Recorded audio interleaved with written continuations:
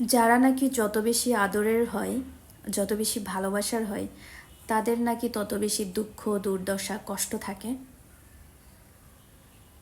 এটাই তো শুনেছি যে যারা অনেক শৌখিন হয়, অনেক ভালোবাসার হয়, প্রথমে অনেক ভালোবাসা পায়, অনেক আদর যত্ন পায়, তারা নাকি ভবিষ্যতে বা পরবর্তীতে গিয়ে অনেক কষ্টে থাকে। এটা আমার দাদু বলেছিল। হ্যালো এভরিওয়ান, আসসালামু আলাইকুম। আশা করি আমাকে যে যেখান থেকে দেখছেন সবাই ভালো আছেন এবং সুস্থ আছেন। আজকে আমি আমার দাদুর সম্পর্কে কিছু কথা বলতে চাই। দাদু বলতে আমার দাদা। আমার দাদাকে আমি দাদু বলে ডাকতাম, আমার নানাকে আমি নানু বলে ডাকতাম। তো নানার আমার কোনো কিছুই মনে নাই, জাস্ট এতটুকু মনে আছে আমার নানার মুখে একটা দাঁতও ছিল না। এবং হচ্ছে আমার নানা মানে আমার নানু প্রচুর পান খেত। তো যখন পান খেত, ওই যে লোহার হামালদস্তি আছে, ওটার মধ্যে পিষে পিষে একদম গুঁড়া করে তারপর এরকম করে নিয়ে মুখের মধ্যে একদম দিয়ে মানে নাড়াই চাড়াই, চিবাইতে তো পারতো না কারণ মুখে কোনো দাঁত ছিল না, দেন গিলে ফেলতো। এইটুকু শুধু আমার নানার স্মৃতি আমার মনে আছে, বাট আমার দাদুর দু একটা স্মৃতি আমার মনে আছে, অত বেশি মনে নেই। তার মধ্যে আমার দাদুর আমাকে, আমি ছোটোবেলায় একবার হচ্ছে একটা প্লেট ধুচ্ছিলাম, কেন ধুচ্ছিলাম মনে নাই, সেটা শখ করে নাকি কি সেটা আমার মনে নাই, বাট ধুচ্ছি তখন আমি ধুইতে পারছি না, তো তখন আমাকে শিখাই দিচ্ছে যে এরকম এরকম করে, মানে আমাকে দেখিয়ে দিল যে এইভাবে এভাবে করতে হয়। দাদু আমাকে আমাকে দোয়েল বলে কখনো ডাকতো না, আমাকে দাদু বলতো, এই জন্য আমিও দাদু বলতাম। তো আমার দাদু আমাকে দাদু বলে ডাকতো, পাশাপাশি আমার জাতীয় পাখি ময়না পাখি, দোয়েল পাখি এগুলো বলতো।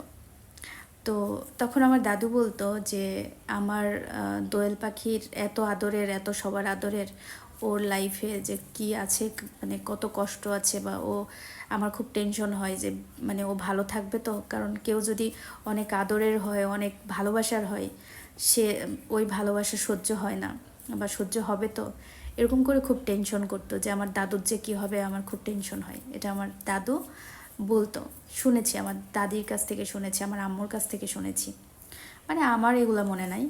তো আমার যেটা মনে আছে সেটা হলো যে আমার দাদুর কাছে আমি এটা সেটা খেতে চাইতাম, দাদু এটা খাবো, দাদু এটা খাবো। তো আমার দাদুকে আমার বাবা অনেক কিছু নিয়ে এসে দিত, হ্যাঁ। তো অনেক কিছু নিয়ে এসে দিত, কিন্তু আমার দাদু আবার না খুবই মাটির মানুষ ছিল। মানে আমাদের, মানে ওই যে উনি আবার দালান কোঠায় থাকবে না এরকম।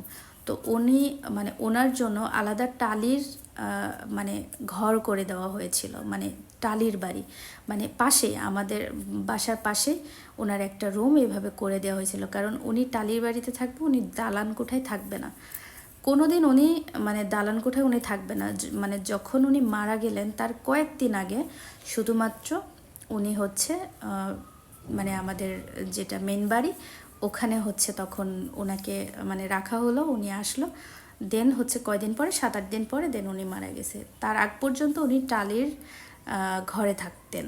তার কারণ ওই সেটা নাকি ওনার কাছে অথেন্টিক লাগতো, পাশাপাশি ওনার মানে ওইটাকে মানে উনি ওখানেই থাকতে পছন্দ করতো। যাই হোক, তো ওনার ওখানে ওনার বেডের চারপাশে ওনার খাবার দাবার রাখা থাকতো। আমার বাবা মানে উনি যা যা খেতে চাইতেন সবসময় নিয়ে এসে দিত।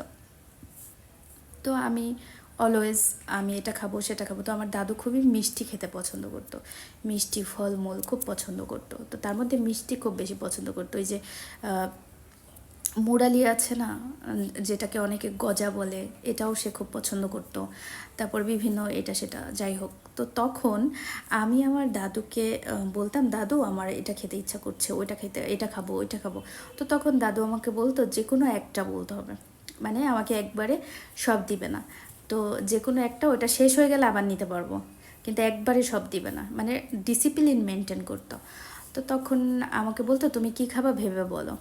আমি যদি বলতাম হচ্ছে গজা বা আপেল বা এরকম, তখন তিনি আমাকে কি করতো, হচ্ছে ওইটা দিত। তাও কিভাবে দিত, একদিন আমি বলছি যে হচ্ছে আপেল খাবো, পরে বলছে যে চোখ বন্ধ করে এখানে মানে বেডে আমাকে শুয়ে বলছে চোখ বন্ধ করো, শুয়ে থাকতে বলছে।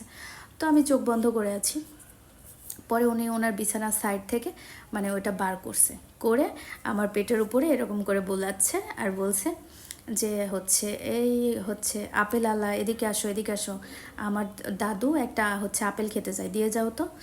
পরে বলে নিয়ে এরপর এবার তারপর বলছে এই যে তোমার আপেল দিয়ে দিয়েছে, হ্যাঁ মানে আমাকে এরকম দেখাতো।